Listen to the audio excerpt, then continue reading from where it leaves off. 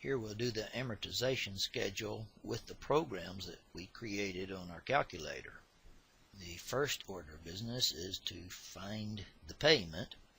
We do that by using the present value of an annuity payment formula that we created. The 100,000 is going to be the V in the formula.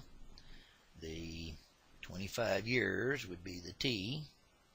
6%, obviously the R. Compounded monthly means that M is 12.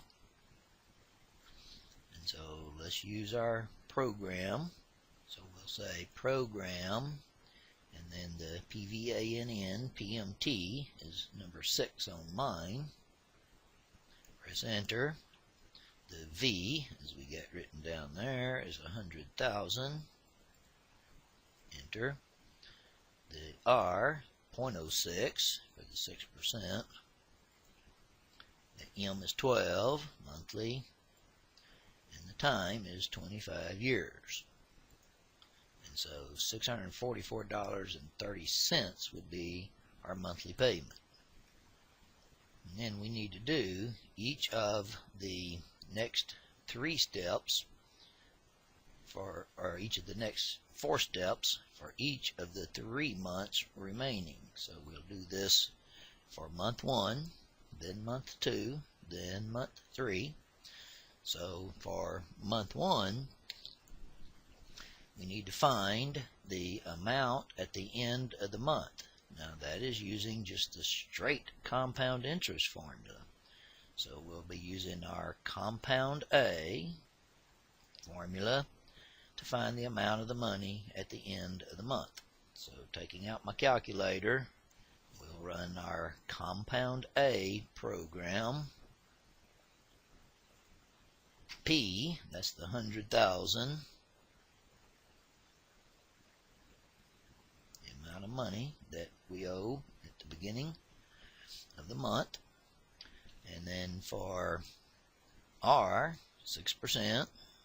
For M, method of compounding, still 12.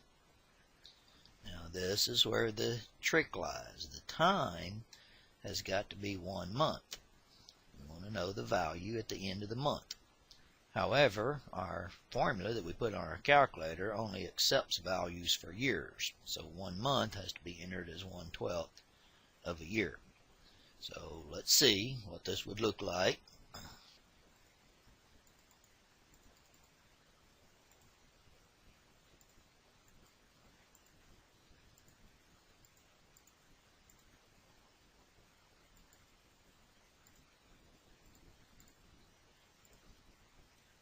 So $100,500 is the amount that we owe at the end of the month. We'll write that down.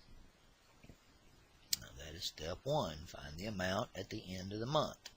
This is how much we owe at the end of month 1. To find the interest, we need to subtract the amount at the beginning of the month. That was the $100,000 from this. So the interest is the difference in how much you owe at the beginning of the month and how much you owe at the end of the month. So subtracting those, we get the $500. So that is our interest, month 1, $500.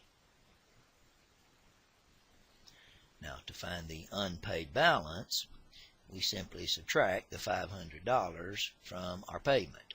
So that would be $644.30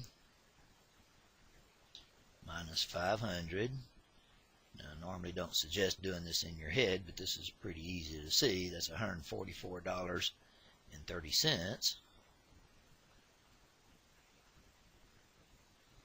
So the unpaid balance reduction, subtract the interest from the payment.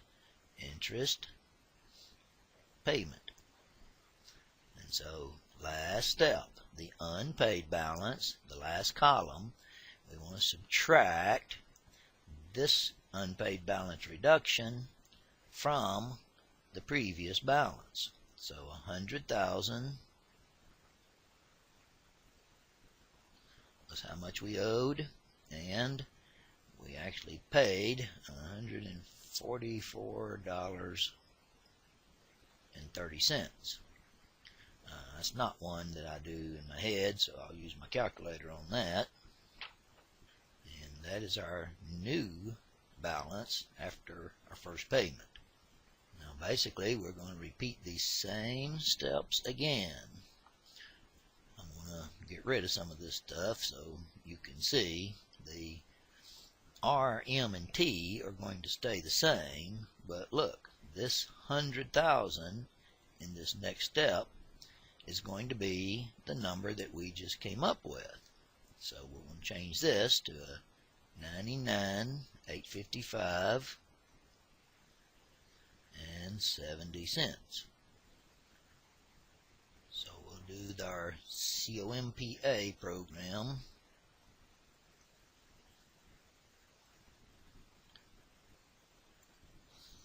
Enter our values,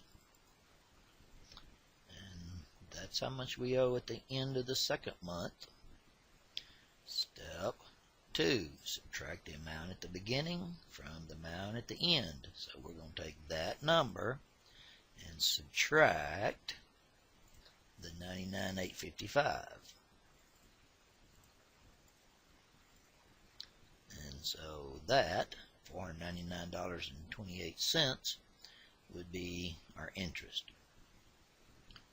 Then we will subtract the interest from the payment. I'll do this off screen on my calculator, and that would be our unpaid balance reduction. So 145.02 would go towards our balance. We subtract that from the previous balance, and that gives us our new balance. And then we'll repeat the same thing again, only this time we'll use this new value. And so I'll take out my calculator, run the program again, and this time I'll use 99,710. 68. Same numbers as before.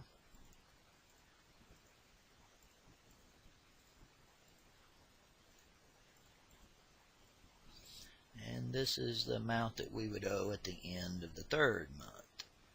We will subtract from that the previous balance. That was the 99,710.68. So this is how much interest we owe for the third month, $498.55. Again, we subtract the payment minus the interest, and that's our unpaid balance reduction. Again, I will do this off screen and just write the number in here, and then we will subtract the unpaid balance reduction from the unpaid balance, and that gives us our new balance.